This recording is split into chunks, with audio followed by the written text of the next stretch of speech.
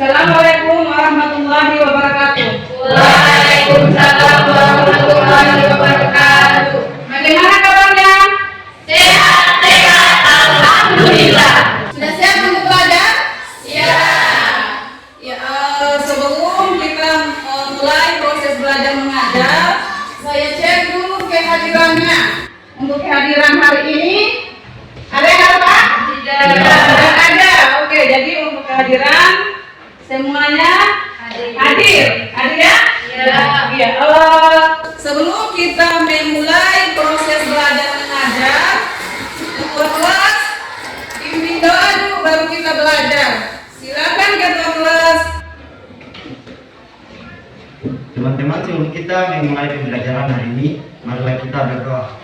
Bismillahirrahmanirrahim. Rabbi zidni ilman warzuqni fahman. Rabbi shrah li sadri wa yassir li amri wahlul 'uqdatam min lisani yafqahu qawli. Amin. Ya, terima kasih ketua kelas. Jadi sekarang sebelum kita lanjut ke materi, kita bagi kelompok dulu. Kita bagi kelompok sesuai dengan yang sudah disepakati. Kita bagi menjadi 3 kelompok. Kelompok 1, kelompok 2, dan kelompok 3. Ayo silakan mulai bagi kelompok. Kelompok 1, 2, 3. 1, 2, 3. Silakan. Sudah tadi kelompoknya sudah bagi? Sudah. Kelompok 1, kelompok 2, kelompok 3. Jadi ingat tadi 1, 2, 3. Jadi untuk hari ini pembelajaran kita itu pokok bahasannya nanti tentang statistika. Kita akan bahas tentang statistika. Ini untuk pokok bahasannya. Nanti di sub pokok bahasannya yang akan kita bahas itu tentang diagram lingkaran yang pertama. Diagram apa? Diagram batang. Yang kedua, diagram garis.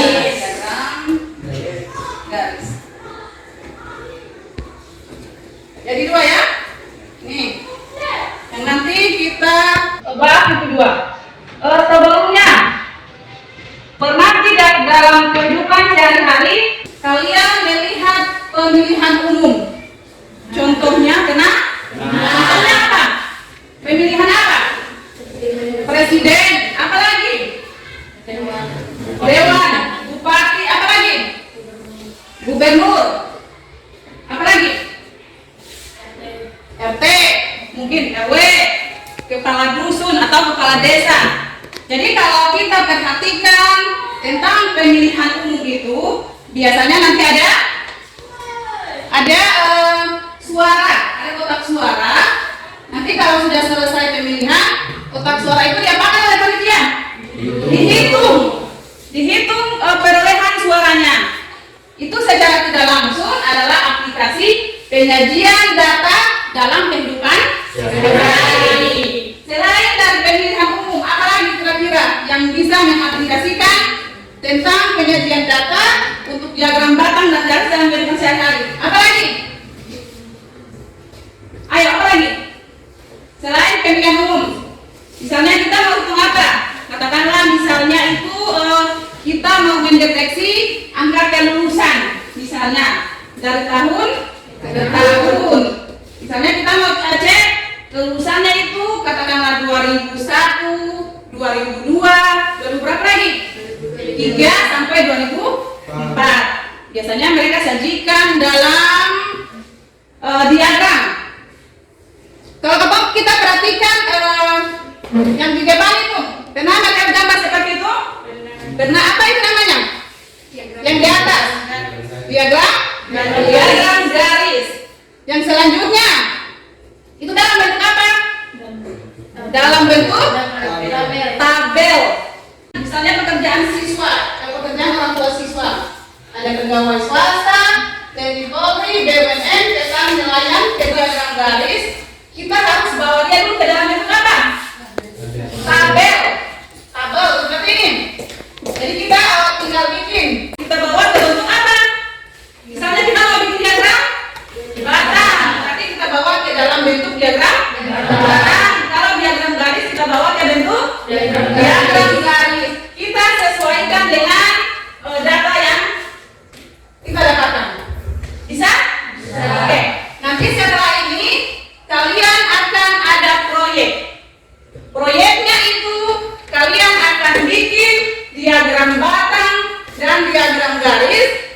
dengan cara mencari data tersendiri. Jadi nanti kalian disuruh itu menimbang berat badan. Jadi kalian timbang berat badan kalian sendiri. Nanti masing-masing ketua kelompok dia mencatat berat badan temanya. Setelah itu nanti data yang kalian dapatkan itu harus diolah ke dalam apa? Diagram badan dan diagram garis. Bisa? Bisa. Oke, sekarang kita masuk ke kita punya proyek. Kita akan menimbang berat badan. Ini ada timbangan. Jadi nanti ketua kelompok 3 maju ke depan. Kalian mencatat berat badan teman-teman kalian. Lalu masing-masing menimbang berat badannya. Ayo sekarang kita mulai. Nanti selesai penimbangan kita punya proyek. Lalu kita kerjakan. Bisa? Bisa. Dari tiga kelompok mari ketuanya maju. Timbang berat badan yang didata. Jadi tujuannya hari ini ada 2 yang harus kita capai. Pertama membuat diagram batang dengan benar. Yang kedua harus membuat diagram garis. Berarti kan kalau sudah benar harus mengikuti langkah-langkah dalam pembuatan diagram. Sudah bisa? Bisa. Oke, silakan membuat proyek yang akan kalian buat.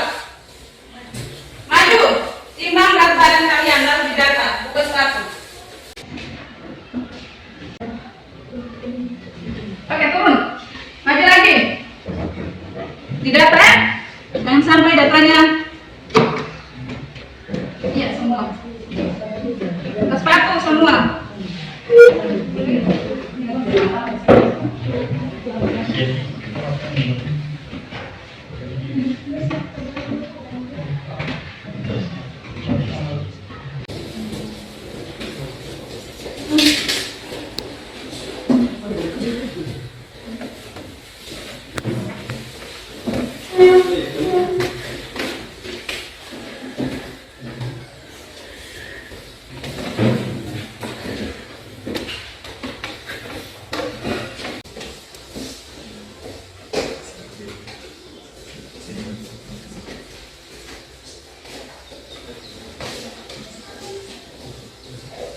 Sudah?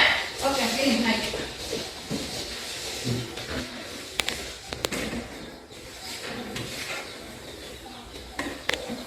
Saya akan membagikan LKPD. Nanti ada petunjuk pengerjaannya di dalam. Ini ada petunjuk pengerjaan proyek di dalam dari data yang kalian kumpulkan. Ini nanti gambarnya di sini ya. Diagram baris, diagram batang. Ini kelompok berapa? 1. Ini 2 kan? Ini 3.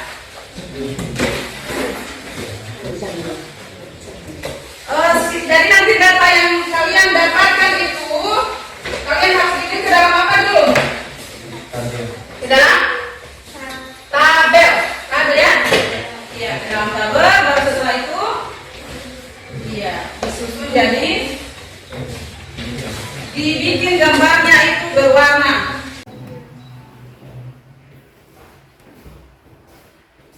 Bagus di sini ini saja. Silang kayak begini. Dalamnya. Ditampilkan. Ini warnanya cerah.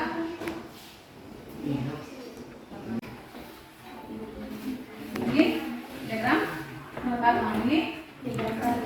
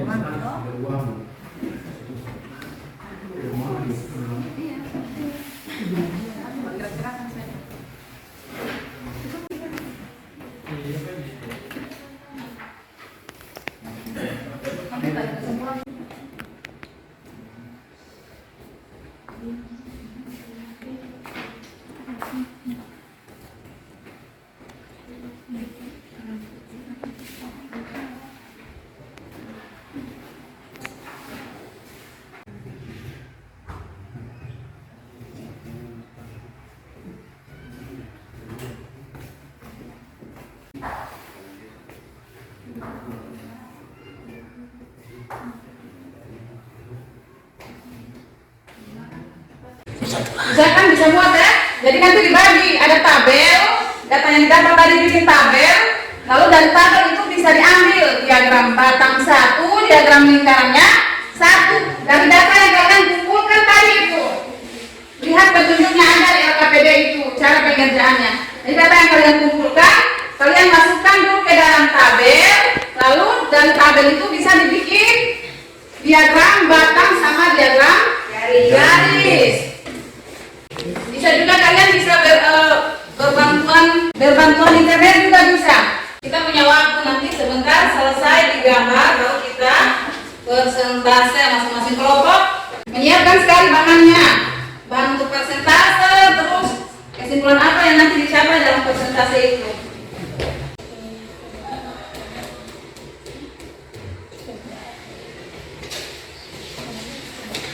Assalamualaikum warahmatullahi wabarakatuh. Yang lain nanti. Perkenalkan, saya Nyongkan Ramadhani, bertugas sebagai moderator dari kelompok 1. Jadi kami akan mempresentasikan hasil penyajian data dari diagram batang dan diagram garis yang telah kami dapatkan. Ya, baik untuk saudara nomor untuk mempresentasikan hasil data yang kami dapatkan. Untuk saudari nomor, saya persilakan. Terima kasih kepada moderator yang telah memberikan kesempatan untuk mempresentasikan hasil itu tentang statistika diagram batang dan diagram garis.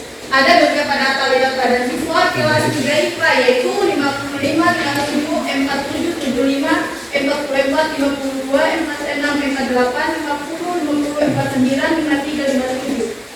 Banyaknya data itu ada 13. Beda keadaan siswa yaitu 44 yang jumlah 1 orang, 46 jumlahnya 1 orang, beda keadaan siswa 47 jumlahnya 1, 48 jumlahnya 1, 49 1, 55 1, 52 jumlah orang 2, 53 1, 55 1, 57 2, 75 1.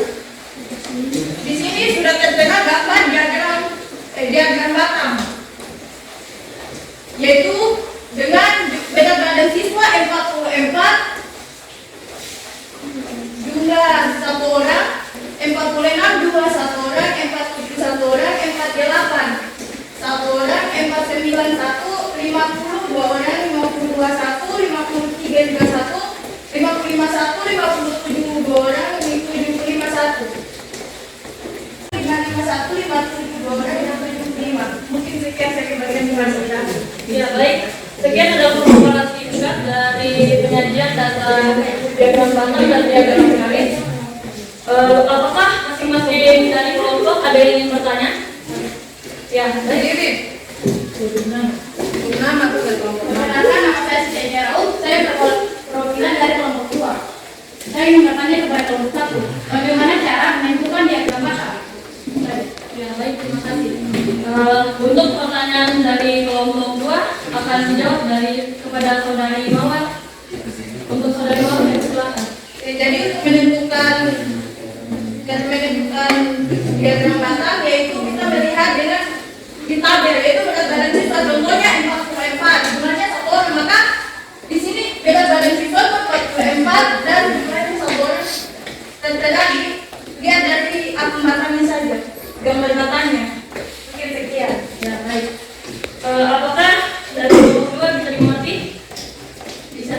Oh ya, jadi kita lanjut kepada kelompok 3. Apakah ada yang ingin bertanya? Ya, baik. Assalamualaikum warahmatullahi wabarakatuh. Waalaikumsalam warahmatullahi wabarakatuh. Saya Ramadhan Ismail, saya perwakilan dari kelompok 3 ingin bertanya, apakah fungsi utama dalam diagram batang? Terima kasih. Ya, jadi untuk pertanyaan dari kelompok 3 akan dijawab oleh saudara Hasril. Untuk saudara Hasril, saya silakan. Assalamualaikum warahmatullahi wabarakatuh. Waalaikumsalam warahmatullahi wabarakatuh. Apa fungsi utama dalam diagram batang? Menyampaikan informasi kuantitas atau kategori tertentu agar lebih mudah dipahami trennya. Ya, baik, itulah jawabannya. Bagaimana dari kelompok 3? Apa terima kasih? Jadi kesimpulan dari kelompok ini akan saya serahkan kepada Maharani.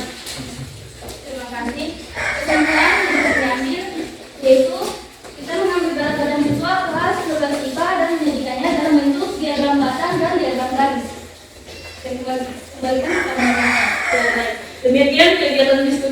diskusi hari ini. Saya selaku moderator meminta maaf atas segala kesalahan. Wabillahi taufiq wal hidayah. Wassalamualaikum warahmatullahi wabarakatuh. Aplaus untuk kelompok 1. Assalamualaikum warahmatullahi wabarakatuh. Terima kasih telah memberikan kesempatan untuk kelompok 2 untuk memaparkan hasil kerja kami. Pertama-tama mari kita panjatkan puji syukur kehadirat Allah Subhanahu wa taala yang telah memberikan kesehatan sehingga kita dapat mengikuti pembelajaran pada hari ini. Salam serta salam semua terserahkan kepada junjungan Nabi besar Muhammad SAW. Di sini saya dari kelompok 2 yang bertugas menjadi moderator dan saudari saya Siti Aisyah sebagai salah satu ketua. Anggotanya Dimiati Najam dan Bulan dari Mansur.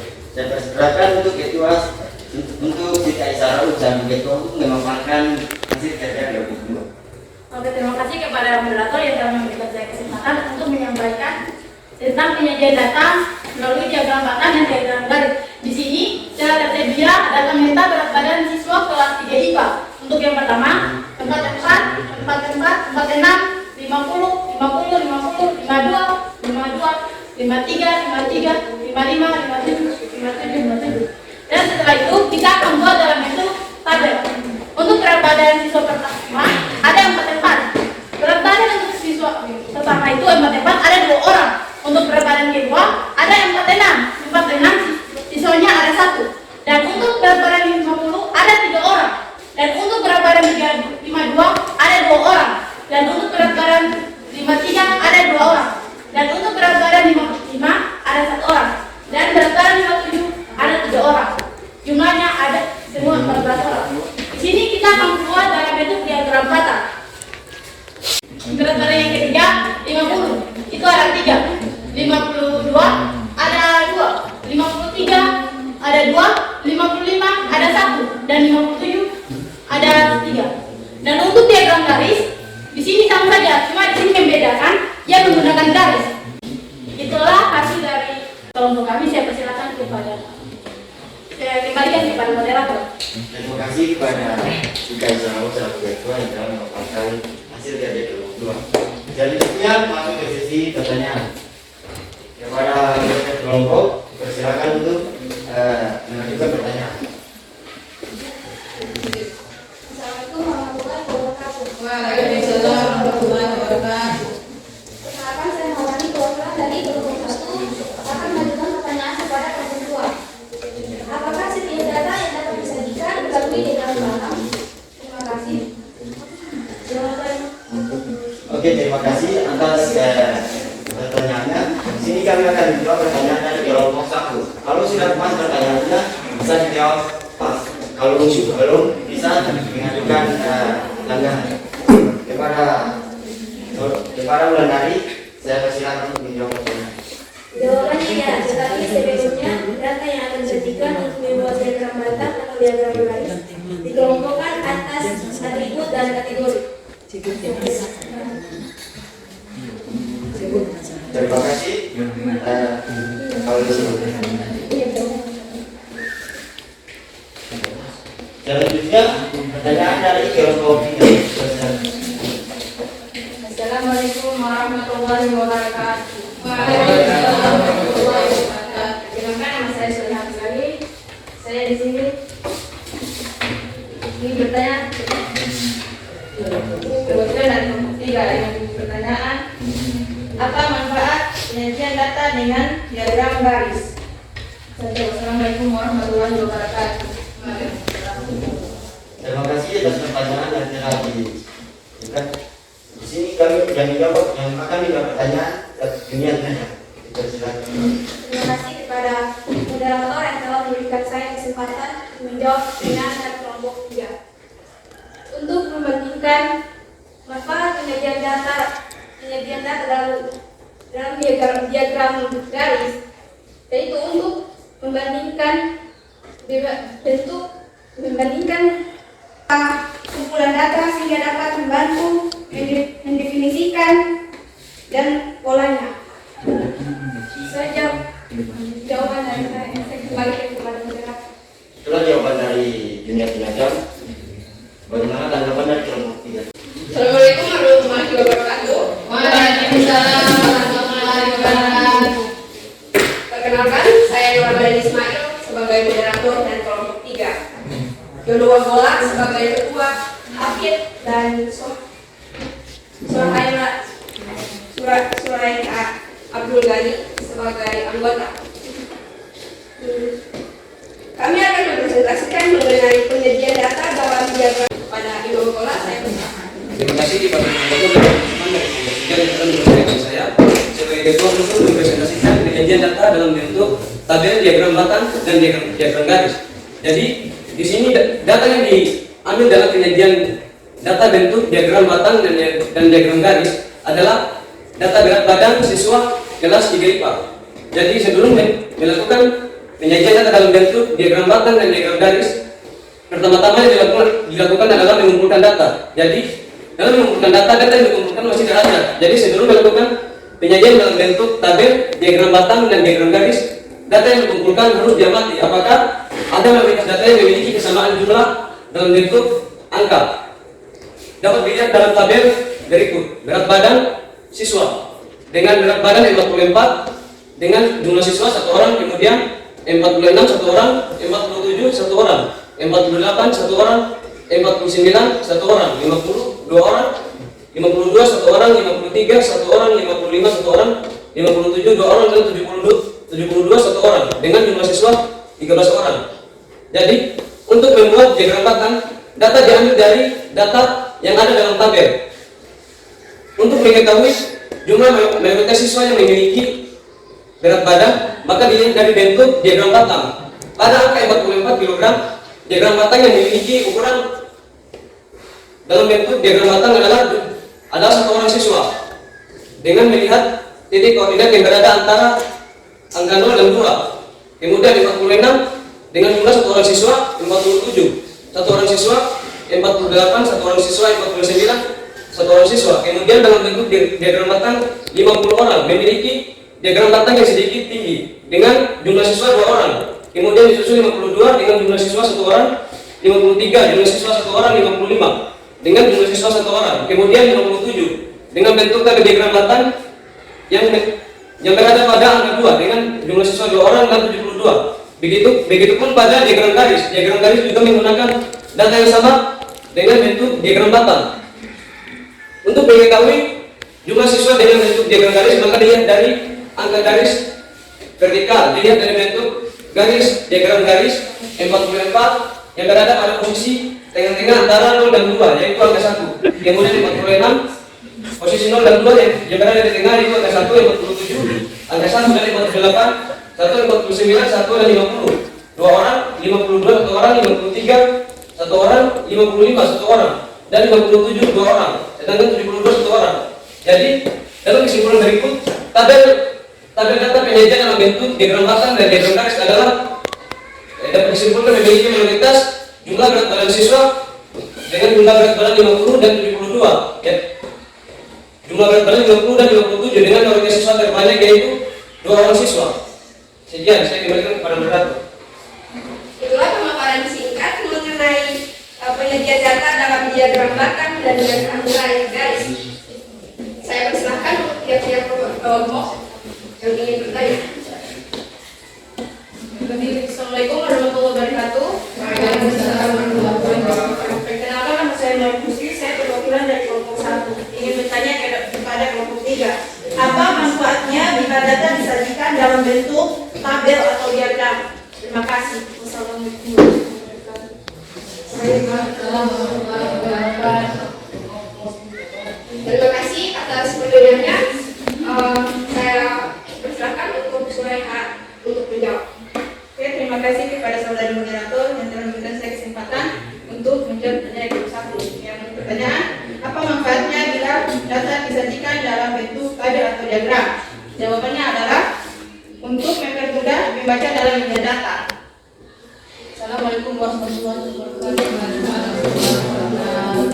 Itulah jawabannya. Apakah dari kelompok 1 ada yang mau ditanggapi? Oke, terima kasih. Saya persilakan untuk kelompok 2 yang mau bertanya. saja. Oke, saya dari kelompok 2 ingin bertanya kepada kelompok 1 atau kelompok 3, bagaimana contoh diagram garis dan diagram batang dalam kehidupan sehari-hari? Terima kasih atas pertanyaannya. Saya persilakan untuk menjawab. Jadi contoh diagram garis dan diagram batang dalam kehidupan sehari-hari. Contoh diagram garis yaitu perubahan saham dari waktu ke waktu. Kemudian diagram batang yang dapat digunakan dalam pendidikan. Contoh angka kelulusan tiap tahun berapa siswa. Sekian. Ya, itu jawabannya apakah dari kelompok 2 sudah paham? Sekian presentasi dari kami. Kesimpulan yang dapat diambil yaitu sebelum membuat diagram batang atau diagram garis harus memiliki data. Sekian dari kami. Saya akhiri wabillahi taufiq wal hidayah. Wassalamualaikum warahmatullahi wabarakatuh. Ya, berikan aku untuk kelompok 3.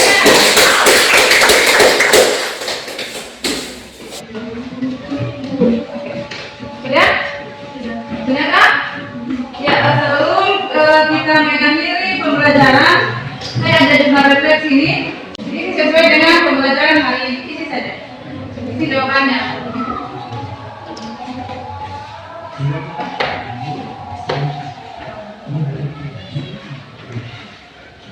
Isi jurnal. Isi dengan jawaban.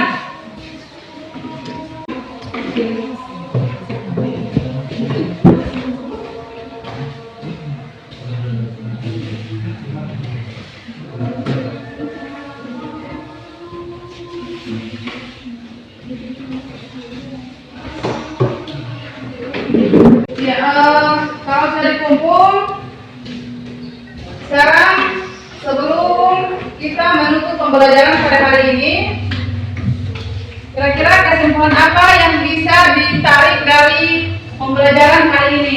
Kesimpulannya, siapa yang bisa menyimpulkan pembelajaran hari ini? Oke, silakan. Berdiri. Kesimpulannya, ketika membuat diagram batang maupun diagram garis, pertama datanya harus tersedia. Kedua, penyediaan data harus dibuat ke dalam bentuk tabel, baru bisa dibuat dalam bentuk diagram garis maupun diagram batang. Oke, terima kasih sejasa. Ya, jadi itu kesimpulan yang bisa disimpulkan. Sebelum kita mengakhiri pembelajaran kita pada siang hari ini, Ketua kelas saya persilakan untuk menutup pembelajaran dengan membaca Al-Ikhlas. Silakan Ketua kelas. Teman-teman, sebelum kita mengakhiri pembelajaran kita pada hari ini, marilah kita berdoa. Bismillahirrahmanirrahim. Qul huwallahu ahad, Allahu samad, lam yalid walam yulad, walam yakul lahu kufuwan ahad. Amin. Amin. Ya, dengan berakhirnya doa tadi, maka kegiatan proses belajar mengajar kita hari ini sudah bisa dikatakan selesai. Nanti untuk pembelajaran selanjutnya, nanti akan kita bahas di pembelajaran selanjutnya itu adalah min, median dan modus. Tapi untuk data tunggal. Kalau yang tadi itu kalian belajar tentang penyajian data dalam bentuk tabel, terus dari tabel dibuat diagram batang atau diagram garis. Nanti selanjutnya itu min, median dan modus. Tapi dia untuk data tunggal. Yang tadi juga itu data tunggal. Karena kan kalau data ada data pokok, ada data tunggal. Bisa kan? Jadi persiapkan diri untuk pembelajaran selanjutnya. Min, median dan modus.